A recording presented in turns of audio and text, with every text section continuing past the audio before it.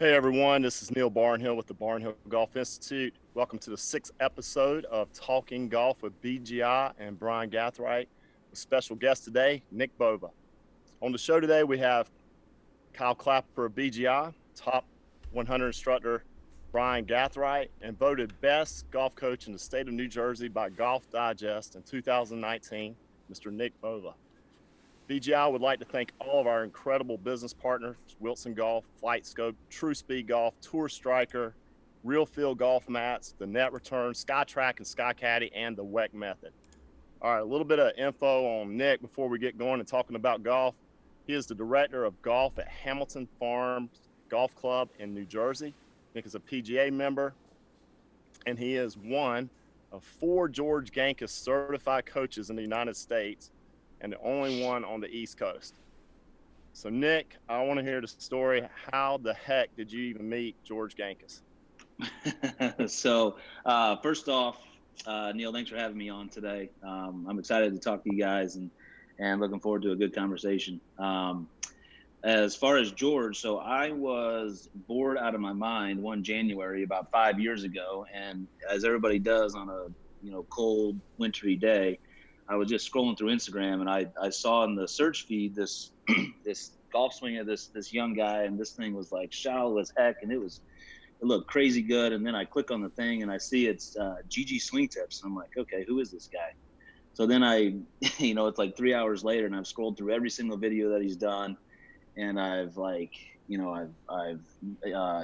the guy, and I've done all this stuff trying to figure out who he is. And I'm like, it's pretty cool information. He seems like a really cool dude. So, one of his videos I had a question about, so I sent him a DM, and he was gracious enough to get back to me, and kind of sparked up a little, I guess, conversation between us. So that was January of 16. And Nick, he only, at that point, he only had what, 1,500, 2,000 followers on Instagram? Yeah, I think he was right at about 2,000 followers. And now he has 200,000. Yeah, it's insane, man. The guy's grown so fast, it's unbelievable. But so I qualified for the TaylorMade National Pro-Am that they have every year out of Pebble Beach in 17. And so prior to going up there to Pebble, I went to LA and spent a day with George, and booked an hour with him just to pick his brain on stuff. And when we got there and he said, "What do you want to do?" I was like, "Screw it, I want to take a lesson." So we worked on I'm like, if I'm going to pay for the time, I might as well use it. Right. So absolutely. Hour later, we end up getting done, and I'm kind of picking his brain as we go. And I watched him give a couple lessons after that. And I asked him if he did a certification program. And he said, yeah, he had one in the works. So he said, get back to me in about a month, and I should have more information on it, and we'll go from there. So, 30 days later, I shoot him a text. He was gracious enough to give me his cell phone number, and I shot him a text, and I said, hey, what's going on with this? He said, I'm still working on it. Hit me up again in another month. So I did that again, and he said the same thing, and I did it again. And eventually he's like, dude, I don't have the time. I just don't have the time to do it right now. So I said, okay. Where were you at this point? Where were you coaching at, or where were you working So at? I was coaching at Siwanoy Country Club in Bronxville, New York. Okay. So I was about 30 minutes north of New York City. Now he was all the way over there in California, right? Correct.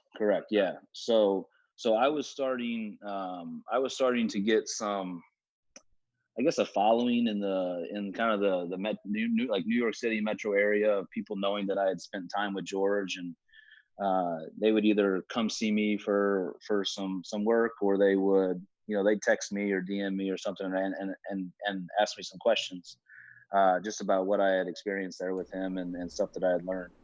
And then he did Andrew Rice's coach camp in the winter of 17, and I went to him, and I kind of went with not so much a business plan, but with an idea.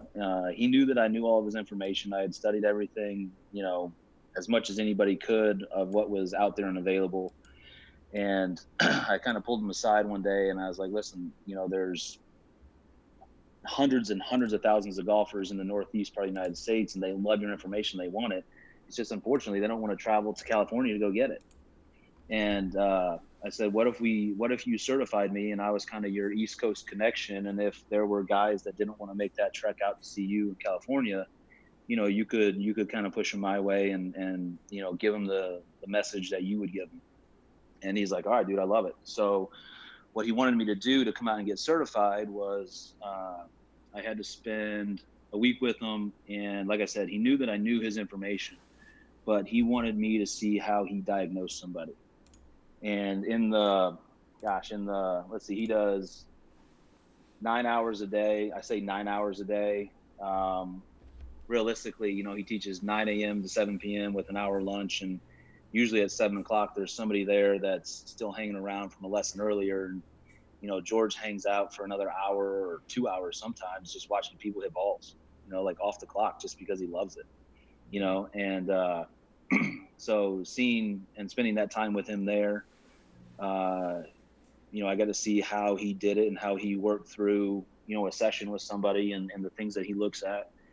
And at the end of that week, he said, all right, man, you're good to go.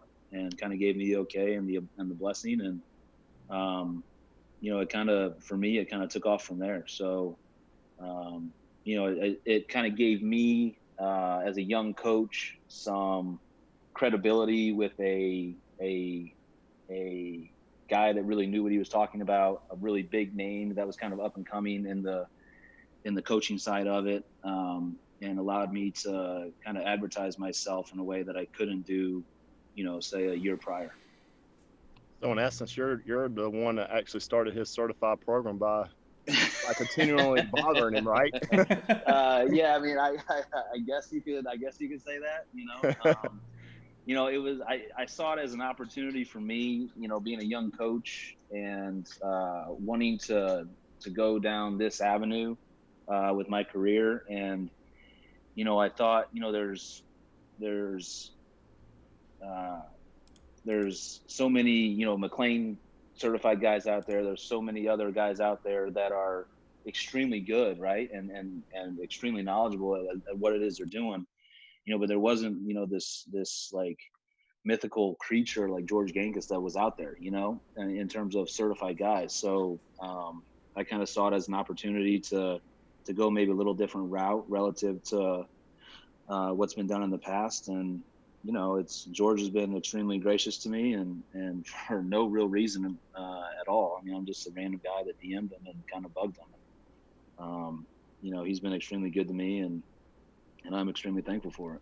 Well, I tell you what, we were talking a couple of days ago about, one of the things, like if you looked on George Gankas Instagram, which is very good. I mean, Yeah. It's entertaining. I mean, you see a lot of the guys in the same setup, but, similar swings. But you were telling me, and I thought it was very interesting. Brian, you want to chime in on this too, because I know Brian's philosophy on teaching, he doesn't teach the same method. And you were telling me he's very adamant on doing it. Everybody's different with their body types, their matchups, and all that. Could you go into that? And then Brian, if you jump in too, I'd appreciate it. Yeah, George is. I think George got kind of pigeonholed that when he very first kind of started becoming popular on social with shallowing the club, right? Everybody wants to shallow the club, and his leg work, which seemed really different relative to what's say cool or what had been widely used up to kind of that point, say 5 or 6 years ago. But if you really look at it, it's not any different than what you would see from Sam Snead or any of those guys, right? So, but in terms of the times that I've been out there with George, I mean, not one single time has he ever given somebody the same exact lesson. Nobody fits into a certain template, right, of what it is that he is trying to do. And of the probably 80 to 90 hours I've seen him in person, maybe 10% of that he's actually talked about leg work with somebody on the downswing, and that's what everybody goes there for, right? Everybody comes in and the first thing he asks every single person is, what do you want to do today? And they say, bro, I want to get Gucci, bro. And then every single person, dude. And George is like, okay, what's that mean? So then they're like, I want to, my leg work is no good and I want to get it shallow and this and that. And then George looks at him and it's all about matchups, right? So, I mean, he has his preferences like I do, like you do, like Brian does, but, um, it's more so about what is the matchup that's going to allow this player to get as good as he can be as fast as physically possible.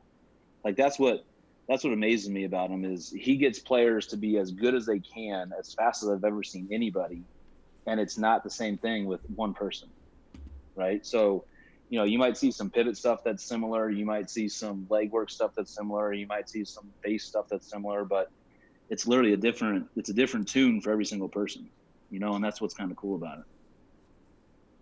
I'll interject something there, Nick. I was fortunate enough. I'm a lot older than you guys, but I was fortunate enough to kind of work for and my mentor was Harvey Penick, and Harvey was the the front runner, I would say, and everybody being different and keeping it simple. And I've talked about it with Neil and Kyle many times, but he was so far ahead of his time, and I would have loved to have seen Harvey and George together because I think it would have been entertaining. And the one thing about Harvey that a lot of people didn't realize because of his age and not having the social media that we have now, but he had one of the most keen sense of humors of anybody I've ever been around, and it was one of the most dry sense of humor. So the ability to say a whole lot with a very little amount, but most importantly, I mean, if you watch, just looking at Tom Kite and Ben Crenshaw, two of his best pupils, they didn't look like they even knew the same instructor, and he didn't let them. He didn't even let them work together with him at the same time. Ben told me that was actually the truth. When they were in their, early to mid 40s, was the first time they'd ever been present on the practice tee with him at the same time, and that was when they were filming the Little Red video. And he just was adamant that they were so different in the way they approached the game. They were so different in the way they played the game, the way they liked to practice. I mean, Tom would go hit, 357 irons on the range. And, Ben's told me on a number of occasions that he felt like anything more than about 20 balls on the range, he got bored and was a waste of time. So, but people thought Ben didn't practice, but Ben would play 36 a day when it was 35 degrees and, raining sideways. He'd be out there by himself and digging it out of the ground a little different way. Just, but I really admire George for that. And I had the good fortune at the Top 100 Summit this year at Pinehurst in 2019, into 2019, actually, to watch him give a couple of lessons there. That's kind of part of your inaugural deal when you get into the Top 100. And it was very impressive in that, I think everybody was expecting one thing that hadn't seen him and got something totally different. And it's very obvious. Yeah. He's taught a bunch. He certainly is a great communicator and obviously gets results. And that's what we're all doing this for, is about the results. Yeah. I mean, he's what I've found in my time with George is, I mean, the guy is crazy smart. You know what I mean? I mean, it's his, he's crazy smart when it comes to the technical stuff, but I think he's almost like a savant in the sense that he knows what to say kind of at the right time and how to pull that piece out of somebody that gets them to perform, and I think that's a special trait that all of us coaches are trying to find, right, and trying to figure out. And he's kind of dialed it in, and he knows what to say, when to say, and how to say it, which is pretty neat. Hey Nick, do you ever find like apprehension with some of your instructors or some of your students, and Neil and Brian can jump into, where they're expecting you to put them into a certain spot, expecting you to make them look a certain way, because I don't know, as a student of the game, I just want to hit the ball a little bit better, but I can imagine some of these students want to have the Nick Bova swing.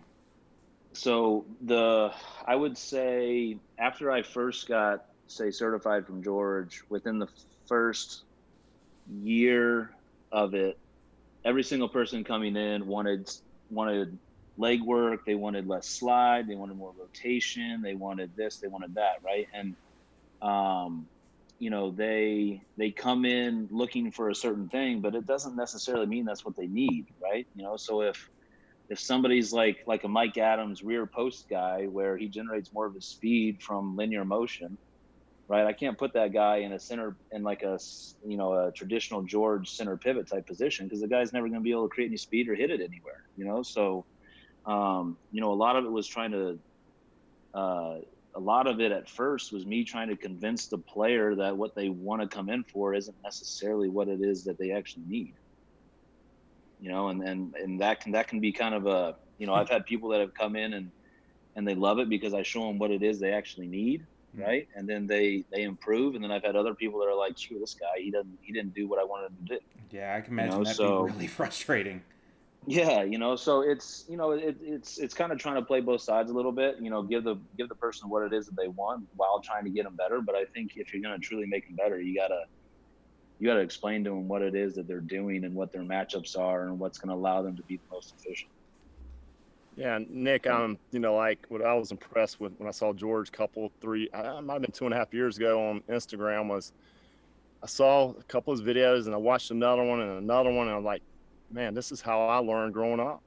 The leg movement there for a while, and Brian attest to this, like the 2000s was all about the X factor. It was all about not moving those legs and creating that resistance. And I got into it, and that's how I retrained my swing when I was playing competitively. And it was fresh to see that. And I tell you what, as an instructor, it's good to have all those, for some people, they don't need to move the legs as much because they sway, so you just have more tools in the bag for everybody. Like you said, it's just, you don't want to have one way of doing it, and everybody's different. And I've enjoyed hearing how Brian's talked about how he teaches, because everybody's not the same, and you just got to make them better for their swing. And what kind of drew me to George when I found him was he's looking at his kind of pivot stuff, and his old stuff on Instagram was different than it is now. Now he's so big, he just needs to post pictures of swings, and he gets the likes and the follows and stuff like that because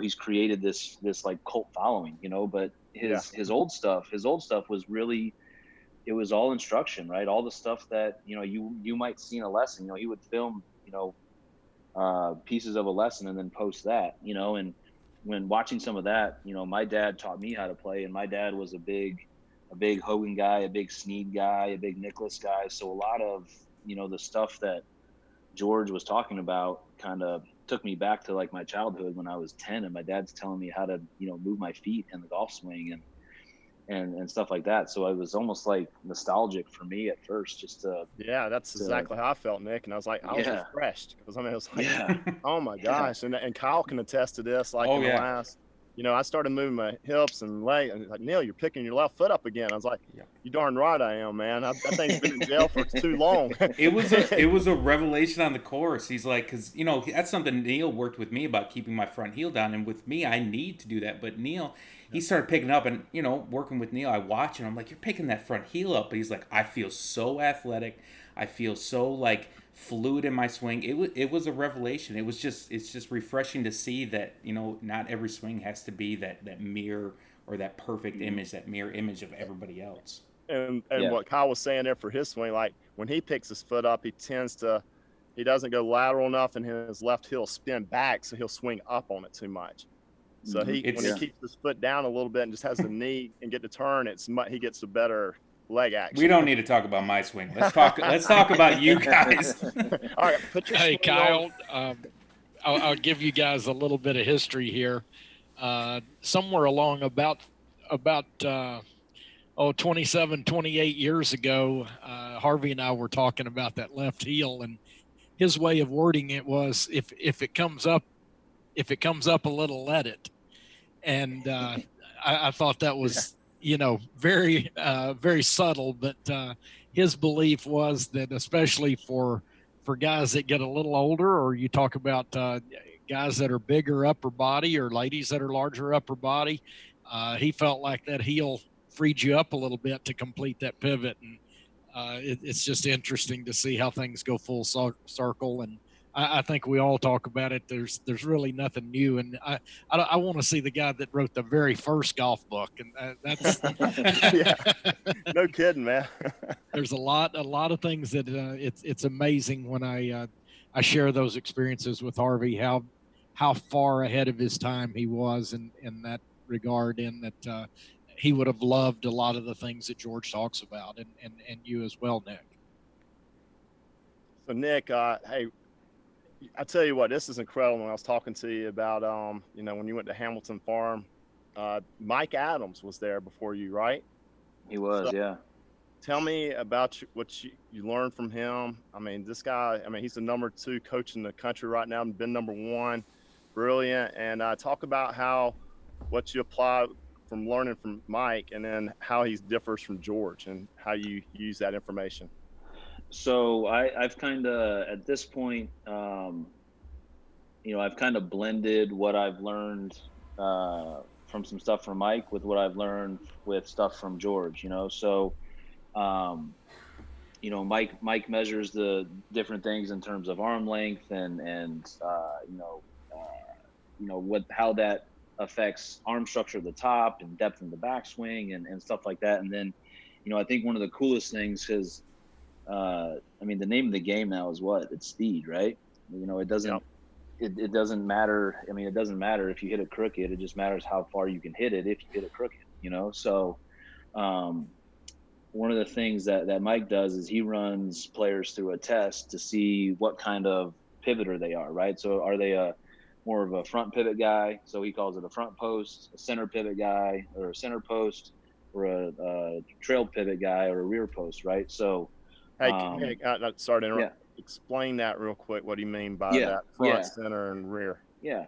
So a front center or a front post guy would be a guy that, for a lack of a better term, would be a little bit more like stack and tilty, right? Okay. So in the backswing pivot, right? So they are, if you had them on Swing Catalyst, they would have, say, 60% of pressure on their trail side at the top of the backswing and 40% on lead side. You would get a guy who's a center post guy who would be like Justin Rose, who's 80 trail and 20 lead at the top, and then you are in the backswing. I'm sorry. Okay. And then you have a guy like who's a trail guy, who is JB Holmes. JB Holmes is 100% on his trail side and 0% on his lead side, right? So you have those three different types of posts, and it's so he has a test of how you would check those out, right? So the first thing you would do, and I kind of run variations of it, but I use the launch monitor, right? I have a GC quad currently. So I have them first hit 5 balls with their feet together, and then I have them hit it as hard as they possibly can. And I'm checking, I'm actually making notations of club head speed and smash factor. Okay. So then I'll have them hit 5 shots like that. Then I'll have them do it where they keep the feet together, right foot goes back, and they kind of just tap the toe down. There's essentially no pressure on that right foot or their trail foot. And then they do the same thing, 5 shots as hard as they can. I'm logging club head speed and smash factor, and then I have them do it for the right side. So when the right foot goes back and everything's on, or the trail foot goes back and everything's on the lead foot, that would be a front poster. And then when you switch that, the trail foot goes back and then the lead foot is like barely on the ground. That's a trail poster, right? So, so I would take the averages of the club head speed and the smash factor and kind of get an idea of kind of where they are. And then actually Scott Lynn, who's the director of like the research director for Swing Catalyst, he had mentioned, he said, why don't you do some kind of run a little test to kind of move them back and forth between, right? To see if there's a difference, because, with 5 balls, they can start to get comfortable with what it is they're trying to do, So he said, then run them once in a center, then a trail, then a front, and then, kind of back and forth, do that for, 10 to 12 balls. And then see if kind of the numbers match up, because they're doing something different every time, So then from there, I figure out where somebody's speed is really coming from. And then I'm able to kind of take Mike's stuff in that sense and parlay that into how I would work somebody based on matchups and things and stuff that I've learned from George. Right. So, if somebody measures out to a center pivot guy, they would be almost like under George's model, right? If you were to have like a model swing under his ideology. Then if you had a trail post guy, they're going to be a little bit more linear back and through. And then a lead post guy or a front post guy is going to need a little bit more rotation, a little bit more vertical, and then, working them through those matchups to get them where they need to go. That's very interesting. I did not, when you said that last night, I wanted to ask you about that because I thought that was very interesting. So yeah, two different styles of teaching with how Mike Adams went about it. And it's really been interesting because what I've found just when I run people through the test, most people come in and they're moving as if they're a trail post player, right? And I have a couple people that have had, significant amount of speed and they're pretty consistent in their contact, but then I test them on a center post and it's, they're, when I run them through the test, their center post is 5 or 6 miles an hour faster than their trail, right? So then I start to adjust the pivot a little bit and get them out of so much of this linear movement, get them feeling a little bit more centered and maybe adjust the leg work a little bit. And, the speed numbers have gone up. I mean, I have one kid in particular, he would swing a 6-iron at 92 miles an hour, and he was more of a trail post guy. And then I got him into a center post because that's what he tested out as. And we went from 92 miles an hour to 99 miles an hour in like an hour and 20 minutes. Well, so from a coaching standpoint, it's not hard to sell them on like, hey, to center post, look at the numbers. You show them the numbers, like, hey, and man, I'm all in. And the big thing with this kid in particular was he was extremely inefficient with the driver, right? So he would swing it at 92 with a 6-iron, and his driver was 105 or 102 to 105. So that disparity didn't match up. So yeah, you're talking about me there until recently. So we got him up to 99 with a 6-iron. And then his driver went from 102 to 105 to like 115 to 117. Wow. So that's incredible. Yeah. That's impressive. I mean, and it, we got to by the end of it, I just told him to feel like he was going as hard and as fast as he possibly could with the feet and the legs with what we were trying to do, not really worrying about club and all that other stuff because it was starting to match up where it needed to go. And I just gave him a couple little verbal cues with what I needed him to do with his legs and his feet, and he kind of did it on his own. Hey, Brian, I'd like to ask you. I think Nick would like to know this too. Like, you got a lot of successful young college kid going to college, and how do you, Brian, when you first meet them, what's your assessment? I'd like to know how you go about going through like some steps, or do you have steps, or what's your process? A lot of it, everybody's different, and a couple of mine, I've been fortunate in that I've taught them since they were very, very young. And one of the things that I think is really critical for young players to develop into really the type guys we're talking about. I've had kind of a crazy week. I think you've seen on social media, Mac was named the student athlete of the year at SMU and made the All-American team, broke Bryson DeChambeau's scoring record for the season this year, and last year he broke his conference scoring record at Copperhead at Innisbrook, and it's just a phenomenal player. But then you turn around and you take a player like Johnny Kiefer, who's a little different and built a little different. He putts it left hand low with a claw and does some things different. But the assessment comes in with you. I've got a swing catalyst, and I really look at how they swing the club, and where their power's coming from. I don't do the exact assessment that Nick's talking about, although I'm very familiar with Mike's, front, center, and trail post as far as this assessment goes. And I do have them lay a club across their shoulders and make some pivots and just see where things go and then kind of evolve it from there. But I'm a big believer that for these younger players, I've got the current Texas State junior champion right now. And I've grown with him a bunch because his swing, he was a little bitty kid when we started working, in terms of he just hadn't grown. And he was in on Saturday, and he's as tall or taller than I am now. And I'll never forget when Mike McGraw at Baylor first started looking at Zach Heffernan.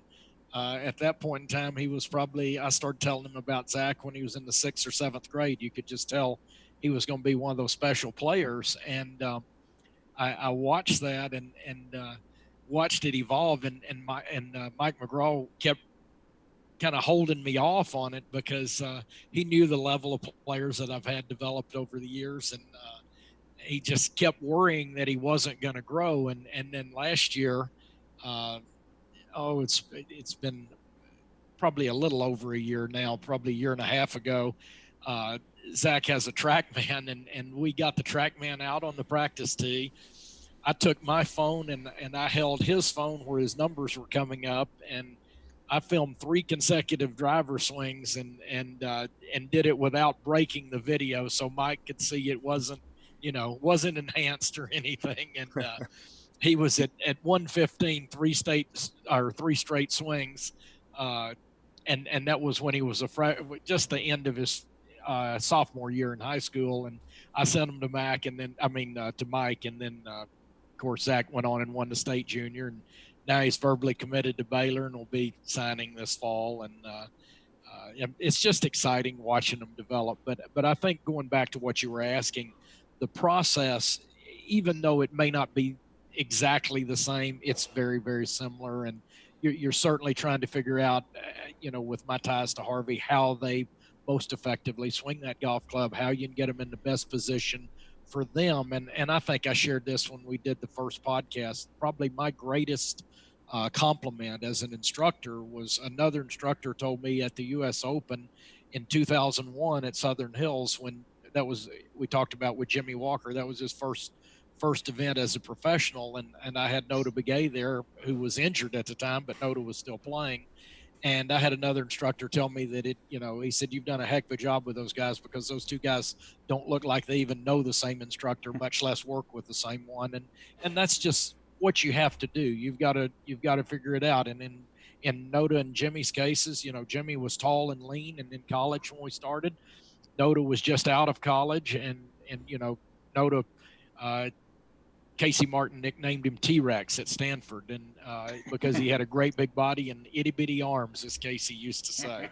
But those types of things just make such a difference as a player, and we're all in this to make players better. Neil, you do that. I know Nick does, and certainly George and anybody else. And that was what Harvey Penick was always about, is let's figure out the best possible way that we can get that player to perform under pressure. And that pressure may be playing in the U.S. Open, or it may, be playing with their group. I had a gentleman that I hadn't gotten around to posting yesterday sent me a picture of his scorecard yesterday. He'd been shooting in the high to mid 80s on a good day when we started. And yesterday he texted me a picture of a 37-35 at Cordillera, which is a really good golf course and a hard golf course, and beat his personal career best by 5 strokes. And wow. Those are the type of things. That's what we do this for, guys. Cool. I mean, that's yeah. what it's all about. And he's a doctor. He lives on the second fairway, and I'll tell you, he works as hard as anybody I teach, whether they're playing for a living or not. He hits more balls than probably a lot of the tour players do. So my hat's off to Dr. Alden Williams. I'll even give him a kudos on our telecast here. I saw that post, bro. That was pretty cool, and he's been using that true speed golf too. So I know you've been helping him with that.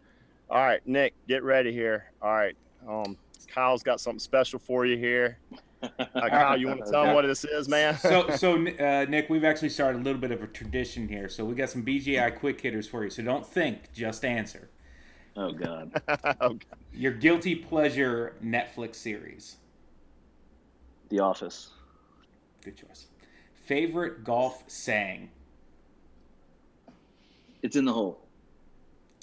If you weren't in the golf industry, what would be your dream job? Veterinarian. Most embarrassing thing you have ever hit with your golf ball on the course. Ooh. God, I don't know. Most embarrassing thing I've ever hit on a golf course. With your golf ball, let me give you a clue. I blew out a little old lady's window and she chased me on the golf course. It's a whole nother story. Okay, so the fourth hole. So I belong to this little 9-hole country club back home. Growing up, Lakeside Country Club. The fourth hole rides down McGregor Street, and there was a park across the street, and there was this group of construction workers there having lunch, and I hit this like hosel rocket because I was trying to be cool and hit like a 4-iron off the tee. And I hit this hosel rock and one hopped it into this guy's back, and he came over and he was not very happy. And I was like 10. I'm like, I'm sorry, man. It was not on purpose. I swear to you. All right. I also one hopped one into as we're talking about this, I one hopped one into a Corvette that same summer. So broke the windshield. All right, fair enough. Favorite club in the bag? Driver. Go-to midnight snack? Chocolate chip cookie. Fade or draw? Favorite what? Fade or a draw? Depends. Off the tee, fade. Everything else, I hit a draw. Favorite country singer? Kenny Chesney.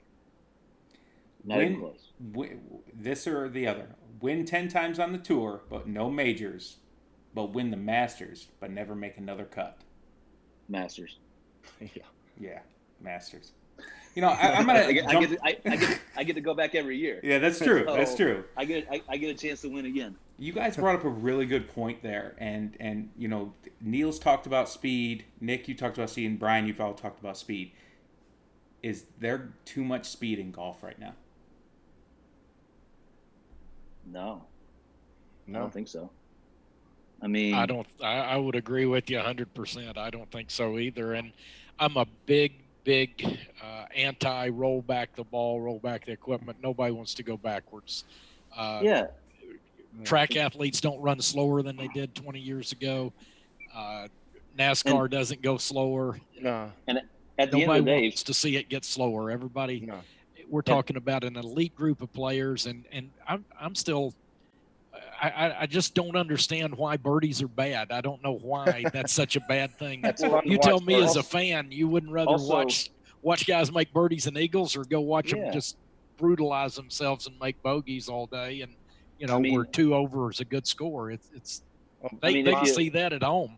Hey, Brian, you know, like Nick's the same way. I mean, we're growing the game of golf. I mean, that's one of the, true reasons why we're doing this. We have a passion for it. We want the game to grow.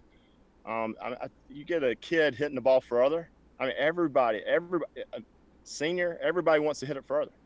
They want speed. It's fun. It's exciting. If you're rolling back the ball in the club, the guys that are the longest now are still going to be the longest then too, right? I had that argument with somebody the other day. I said that's going to penalize the short guy because the longer players are going to be longer then than they are now. Exactly. Just because you roll the ball in the club bag and Dustin Johnson hits it 360 now, it ain't going to make Luke Donald more relevant, unfortunately. No. You know, so it's like, you know, at the end of the day, hell, it's more fun to hit it far and make birdies anyways. I mean, keep it going. Exactly. Everybody talks about the speed, wants to hit it further. You do every day. I mean, that's just what we got to keep it going. I mean, that's why people are coming in the game. You take it back, make the ball less. You make the club head where it doesn't come off with less spin and go further. Are you kidding? That's going to be a lot of excitement at the PGA show next year, right? If we do that. Yeah. One of my favorite things is a guy comes into a lesson and I say, okay, what do you want to do? They say, I want to be more consistent. I'm like, okay, what's that mean? And they like think about it for a second and they're like, well, you know, I want to consistently hit my driver further. I'm like, there you go. They're like, I consistently want to hit my 8-iron further. I'm like, okay, so you want to hit it further? They're like, yeah. I'm like, all right, let's go. So that's my favorite answer. What do you want to do? Well, I want to be more consistent. Well, what the hell does that mean? You know? Hey, well, Nick, moving along here, I tell you what. So it was funny. I was laughing last night when you told me. I know you kind of bothered George a little bit with DMing him and finally getting through to doing the certification.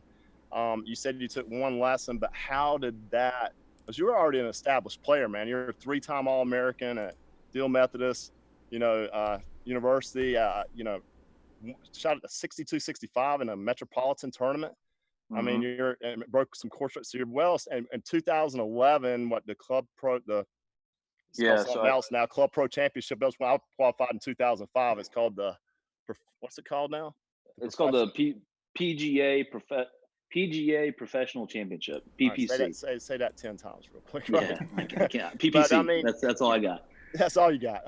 Anyways, you're an established player. Did he change your game at all? Your swing? Did you get better from what you learned from him? And then also too, if you wanted to become a certified George Gankas instructor, what do you have to bring to the table? What do you have to do that?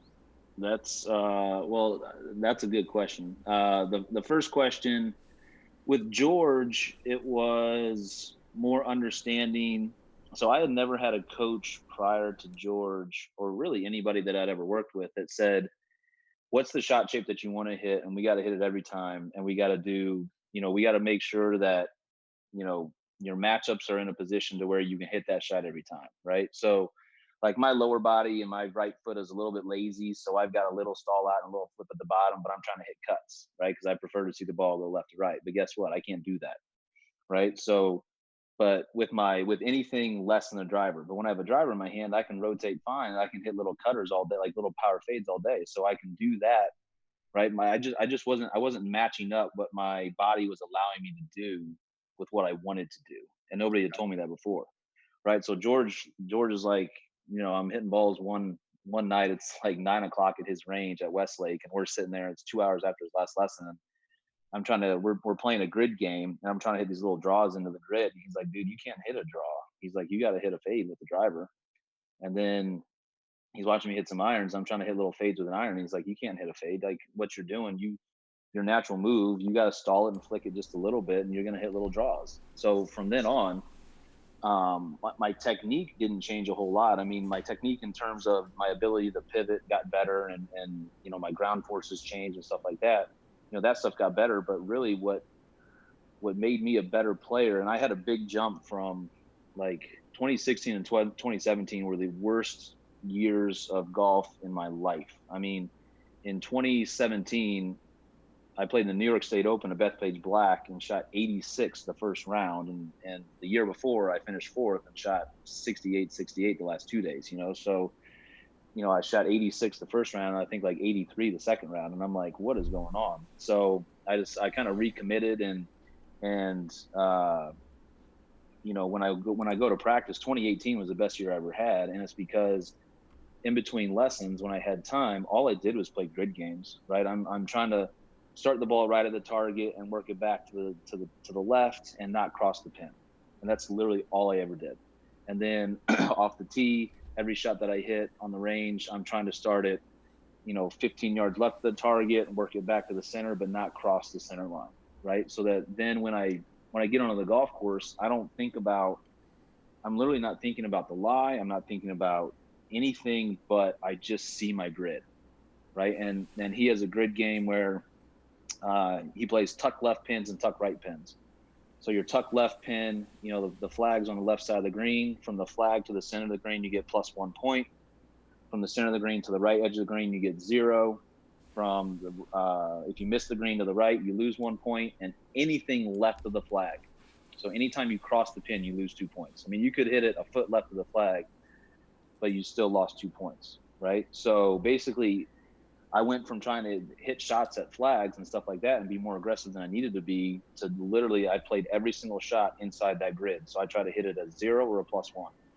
And that's what took my game from, I could go out and shoot 62 or I could shoot 65 or whatever it is, right? But I also had the ability to shoot 75 or 77, and now it's to the point to where, I can go out and I'll kind of hover anywhere from 68 to 72, and it's kind of, right around in there, 73, whatever it is, but it's because I've, he really kind of enforced, you just got to be able to hit, you got to stay within your grids. If you can stay within your grids, you can play good golf, and then the second part of the question, what do you got to do right now, to become a certified guy with George? I don't know the answer to that question right now. He has his membership site that's out now, and he has He has 4 guys that help him with that because he's gotten a lot of traction with it, and it's, you know, there's a forum in there to where people can post video, and he has guys that go in, and you know, he kind of has them on staff to where they go in and they answer questions and look at the video and stuff like that. So he has those guys on staff. I believe he's got something in the works, but I haven't had a conversation with him recently about what that is. So I think I got lucky. I think I got in before. I mean, I know I got lucky. I got in before, you know, he's so crazy busy now. I mean, he was busy then, but he's so crazy busy now. You know, Well, you were smart, Nick, and you saw what he was doing. Like, it took you back to how you learned, and you knew he knew what he was talking about. And you're like, dude, I got to get to know this guy. And you took it upon yourself you created your own lot by studying his stuff, and you know, driving out there to California from the East Coast. Are you kidding me? Yeah, that wasn't luck, man. You did that. I figured, you know, what the heck? You what know, the heck? Time, right? I might as well do it, you know? Yeah. So. And that's, you know, the more great teachers I meet, you know, at the PGA show. That's where I met you at this year at the PGA show at one of the Pro Transition. Yeah, exactly. Transitions, Pro Transition. Yep. And it's just amazing how many great people you meet and like-minded, and they're just wanting to grow the game of golf and to continually learn. You know, it's just we always are learning to try to get better at our craft. And that's the cool thing about our business is nobody knows everything. You know what I mean? There's always something that you can learn and something that you can tweak or adjust to improve the way you teach or the way that you present it or the way that, you know, you find that matchup that works for that player or whatever it is. You know, there's always a way to improve, and that's Absolutely. What's cool. So what do you have in your future plans? I mean, after all this, what's going on right now with your instruction? I mean, we were talking last night about the social media. You have Nick Bova Golf. Instagram is really successful. That's how I really started following you about 18 months ago, and I just loved your instruction, man. It was concise, precise, and you were to the point, and it was like, oh, fix your takeaway or shallow out at the top. It's 1 point, and you do it in under 1 minute, which is hard to do. We're laughing about that last night. Trying to get all the points across under 1 minute on Instagram, and you do a heck of a job, man. It's a 1 minute video that takes about 45 minutes to get together. 45 minutes is on the low end of it. But, you know, I think just in terms of that, you know, I kind of took a page from George's book, obviously. You know, he did a lot of the instructional stuff. And I think that on Instagram in particular, on that platform, it's cool because everybody has a voice, right?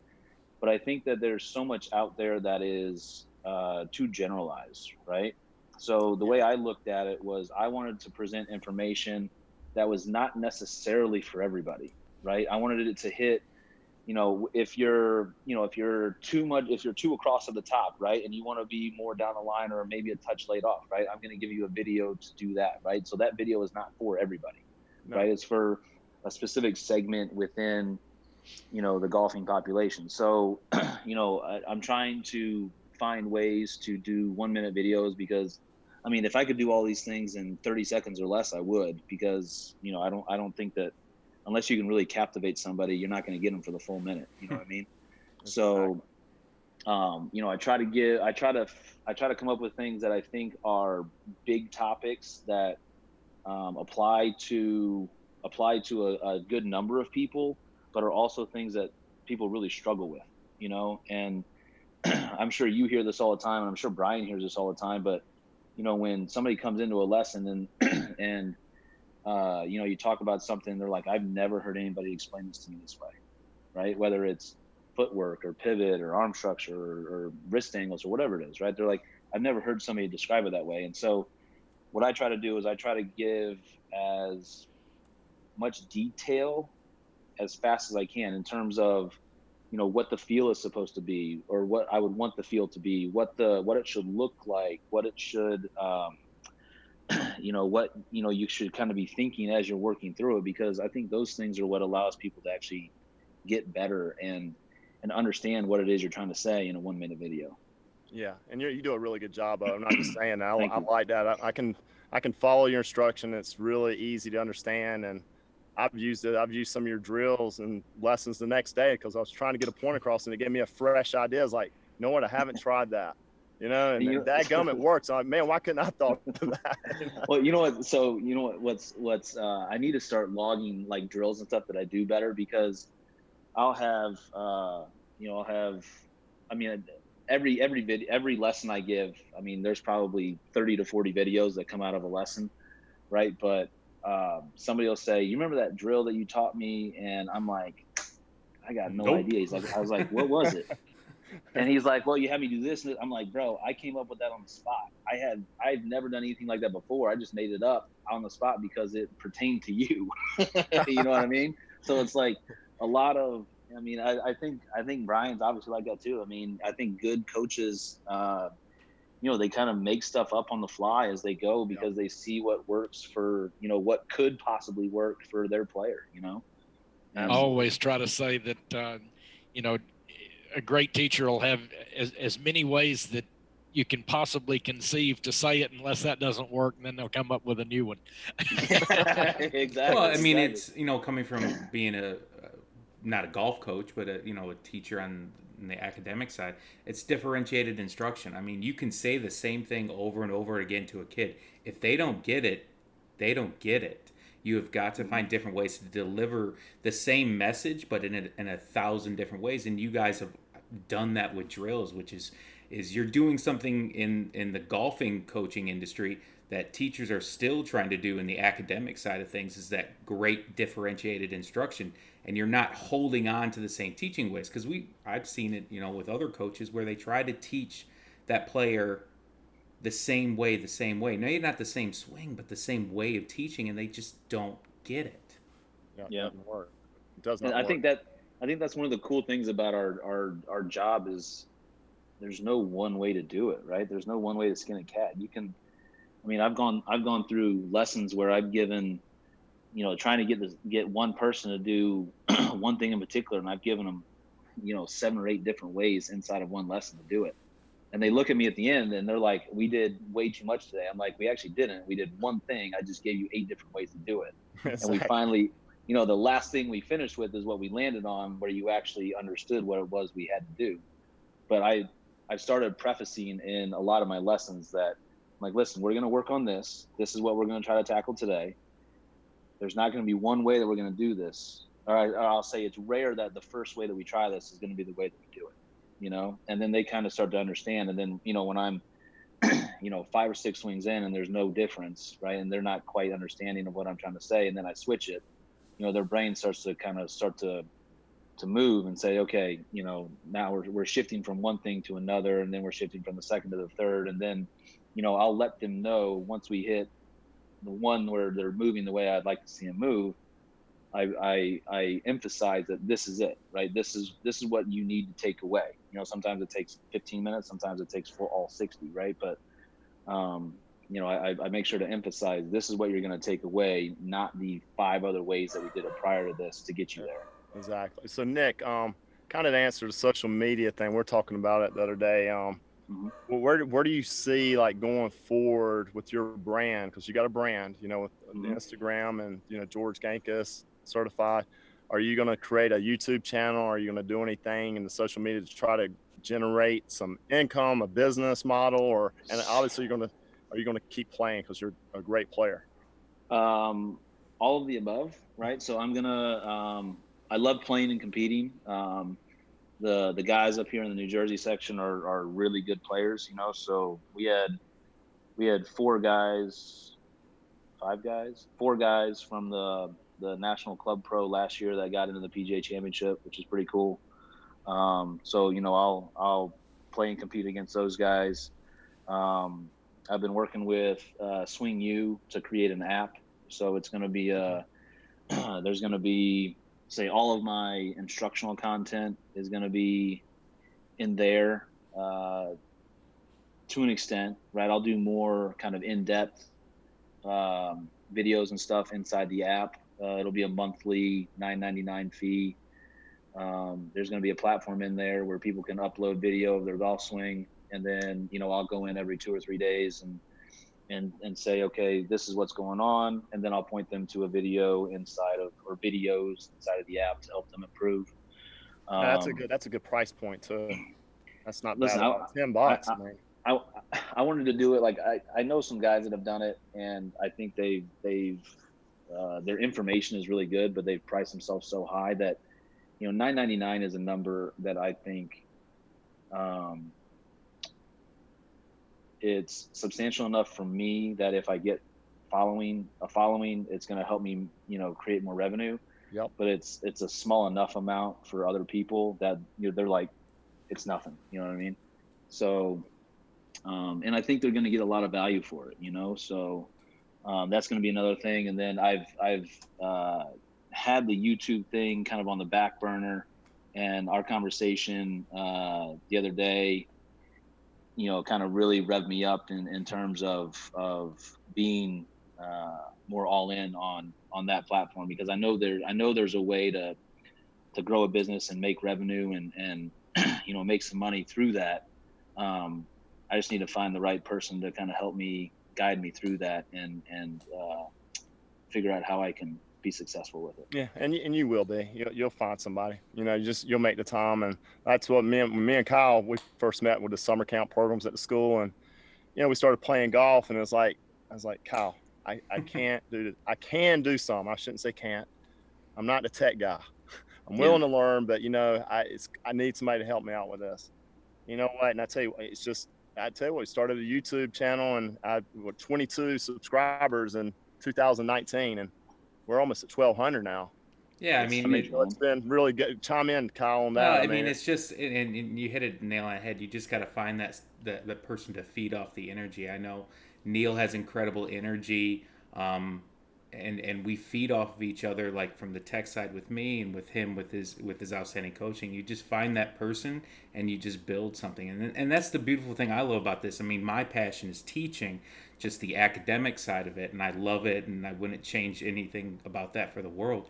But I also love being a part of expanding the teaching of golf, because I get so much joy out of it, and I see the joy out of these young kids, and they make a putt, they hit the sweet spot, and it's just so much fun to see them do that.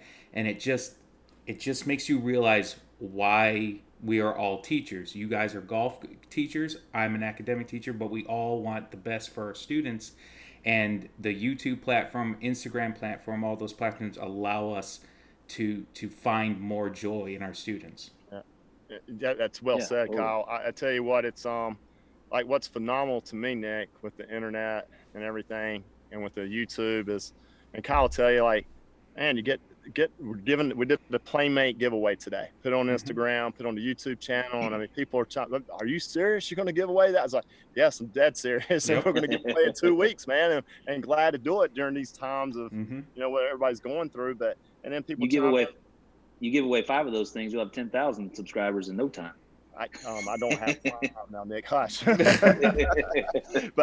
the people were honestly, hey, I've watched your videos, and because I did the protocols just like Martin and David Woods, and they did a brilliant job on that, by the way. But people appreciate, like, man, I appreciate your videos. Between that and that, I've really understood how to use the Playmate. You're like, all right, dude, that's worth all the things you did for the video. Like, people are seeing value, and it's like everything, wow, And that's the same reason why we do this here is to expand the audience, expand the knowledge, because you guys have so much to share. And I think that's one of the beautiful things about the internet, is that you guys would have been great coaches 30 years ago, but we wouldn't be having these types of conversations and expanding that knowledge and stuff like that, and making us all better players, better coaches, and better all-around stewards of the game.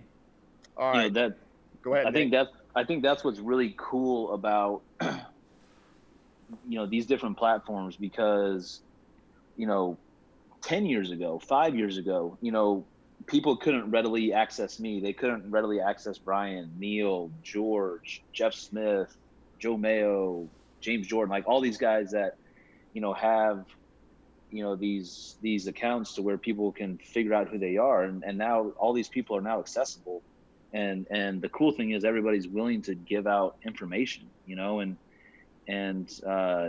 without these platforms, years ago, Neil would have no idea who I was, and Nope. he would have no idea who so-and-so was, so it's neat how these things have really kind of brought everybody together, It's and incredible. And it's Nick, very I got cool. it. I want to bring Brian in on this, and I have to ask it because I just think it's a relevant question. If all the technology, I mean, we talked a little bit about that. So in your lessons, I know you have a Mevo, but how do you use with this great technology we have now that's actually really affordable, and also like Brian's son Hunter, he's got True Speed Golf, which is a phenomenal teaching aid. How do you use those teaching aids with your instruction with the Gankas method? Or any like the Tour Striker Playmate? Do you use any training aids or technology? So I have I have a plane mate. I use it.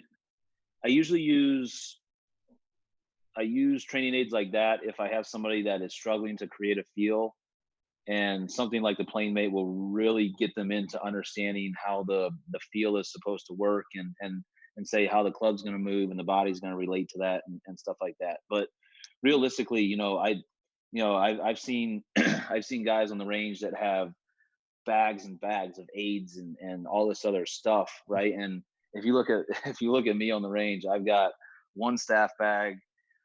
It's got the Super Speed Golf sticks in it. I've got probably six alignment rods, and a Gabe Golf swing trainer with a hanger taped on it, and that's it. So I try to do as much as I can, with as little as I can, because I don't want to be like, hey, so and so, you got to go spend $160 on a plane mate, right? Or you got to go spend $150 on a G box, So I want to give them things that they can find at home and things that they can readily use without having to go, not break the bank, but go out of their way to go find something. So it's a lot of, I use the garbage can, I use chairs, I use a lot of stuff you can just kind of find at the house. I have the flight scope, I have a foresight. I use those things for I primarily I'll look at some path numbers, some face numbers, speed, obviously, but I don't get, I have them there to have them there if I need them, but I don't get caught up a lot in what the numbers are telling me. That's good, Brian. I mean, we talked about last week with Martin, because we were on there. We talked about the Playmate, and but you want to chime in how you use? I know you use the True Speed Golf, because I do. The True Speed's been phenomenal at getting people to shallow it out, because the way with the pliable tip, it just gives you such a different sensation. And I've had so much success seeing people that just could not quit coming over the top of it and pick up the True Speed and immediately get a different sense of where the club's being delivered from. They can feel the release of the golf club, which certainly is essential to helping them shallow it out in the transition to top.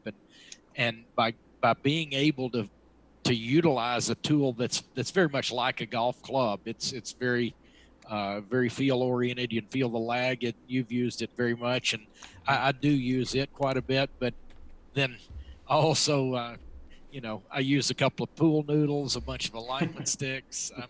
I'm notorious about putting a basket of balls somewhere, or boxes, different things laying on the ground to help them visualize and see things. But of all the training aids, and if Nick will get us his address, we'll get Hunter to send him one, because if with his love of shallowing it out, I'd like for you to try it and see it, because it's been phenomenal at doing that.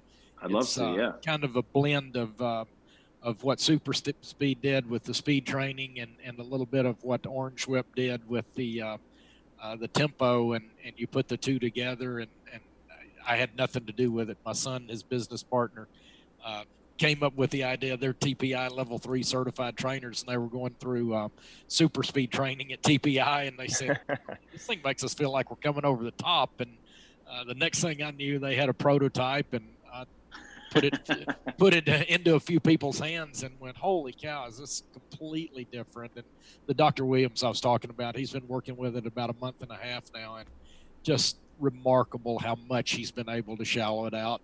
And now all of a sudden he can hit a repeatable shot.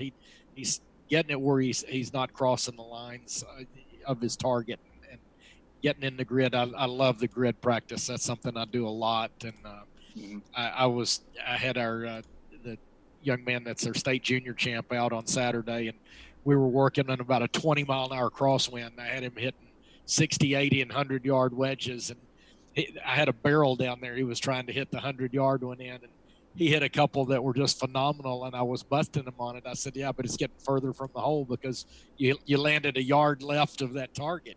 Get that thing right of that barrel, and that's something I do a lot of. But I'll get Kyle or Neil to get us your address, and I'd love to send you one, let you take a look. Well, hey, hold off. Thank you so much. We got me and Kyle got a really good video coming out probably this week, right, Kyle, with the True Speed giveaway. Perfect. Yeah, so it's there the we adult go. version. Good timing. We did the adult version, so I give Kyle a lesson, and you can see him improve like his transition. He tends to come over the top, and it's helped him. Immensely. Deal, and it's different, man. Nick, it is different than the other ones. Nothing bad with those other ones are great too. It's just different. And awesome. I love it. I use it a lot, Nick. The Playmate, I'm a big fan of. I think everybody knows that. It really gets body positions, the pivot. I like that, the width and getting arms to kind of go there. And then it's like, I can add the True Speed with it a little bit and get the arms going, get the overspeed training. It's like you match the body up with the arm speed, and now you got something. Now you're really rocking and rolling. You're rocking and rolling. And what I found in Kyle test, it's still, everybody has their unique swing. It ain't a cookie cutter swing. Even I'm very unique. Playmate, everybody looks a little different, but it gets them in better positions. So I've found tremendous success in combining those two, and with the force pedals. Yeah, I asked you about that because I was like, dude, I'm looking on Instagram, and there's this person that doesn't weigh as much, that's swinging 91 miles an hour that Mike Adams posted, and she's got the yellow force pedal on her left foot, and she goes to 108. I'm like, whoa, too good to be true. No way, man. And then 98 after it, and I saw another one and another one. I was like, all right. It was late one night. I was like, I'm gonna order this $50. What the heck? If it's it doesn't work it. But I remember I DM'd you. I was like, dude, is this thing any good? Did you see it at the PGA show? And you told me yes. So I saw. I was actually in charge of getting the presenter for the New Jersey PGA fall educational seminar last year. So I brought Scott Lynn out and from California with Swing Catalyst. So Scott did a presentation, and Mike actually still happened to be up here, and Scott and Mike are really good friends. So we're getting ready to set up, and Mike comes over and says hi, and he throws me this thing, and I was like, what's this? He's like, oh, let me show you. So, he kind of ran me through what it was, and they've got the two different ones, based on how much give it when you're pushing it on the ground. And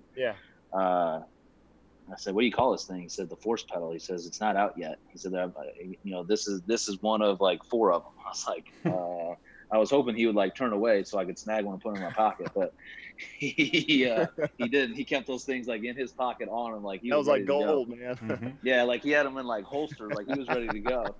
So, I saw those things back in October, and I mean, it was impressive to see. Just in the, once the seminar finished, I spent a couple hours with him, just watching him kind of go about his business. And he used it with two of the players that he worked with.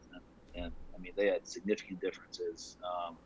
One of the players, actually both of the players, had very little vertical force that they were creating. They were extremely rotational, but no vertical, right? So he threw that force pedal underneath there, and they added a boatload of vertical relative to what they were before. And I think one lady added like 7 or 8 miles an hour club head speed, and one of the guys added something similar, like 8 or 9, something like that. I mean, it was impressive. I can attest from the people I've used it with and myself too. I did it one day, and then we went down and did a Wilson golf fitting, me and Kyle, and I wasn't even trying. I didn't even hit a ball with the day I had it on a Saturday. First time I had it out of the package, the yellow pedal. And I went down there and my swing went up to 115. I mean, the true speed will help too, but I mean, that last little bit of that vertical force, which I'd never felt, like it happened. And I'm like, wow. I mean, it's like there was no question about it. It's a game changer. I mean, it's really different. Mm-hmm. I mean, yeah, it's such a what's cool about it is it's such a simple aid. Yep. That gets insane results. Exactly. Yep. Yeah, exactly. You know, and that's I think those are the best ones, right? A simple, easy to use that gets crazy results, and well, I think we're all on the same page with like being creative and doing stuff, and the aids are there for feel, not get crazy about it, but you know, when we need to get somebody in a certain position, they definitely help. And you know, there's some great aids out there now. And hey, I want to thank you, Nick, for taking time tonight to come out. We really appreciate it, man.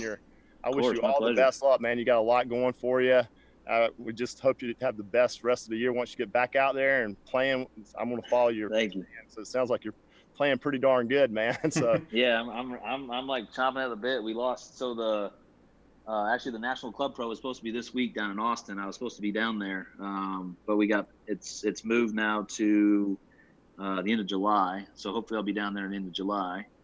And then we had our first like section major. It was supposed to be next week, and that got pushed back. So we're not looking kind of like our first tournament's going to be middle of June. So okay, got a little time to get ready. So you got a little bit of time. So hey, good luck. I know you'll do well. Thank you. Continue success on your teaching. I'll continue following you, man. And thank you, Neil. Good luck in all your ventures, man. So, all right, BGI, we want to thank everybody out there, all our followers on our social media platforms. You, Nick, Brian, thank you for being on the show as always. You bring such valuable input.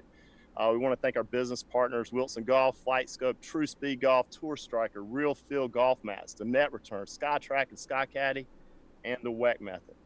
If you enjoyed the show, make sure to hit that subscribe button on BGI's YouTube channel. And everybody out there, have a great week, and see you next Monday for episode 7 of Talking Golf with BGI and Brian Gathright. Thank you, guys. Thank you. It's a pleasure, buddy. Look forward to seeing you down the way. Brian, thank you so much. I appreciate it, man. Kyle, thank you as well. Hey, you're welcome. Thank you, guys.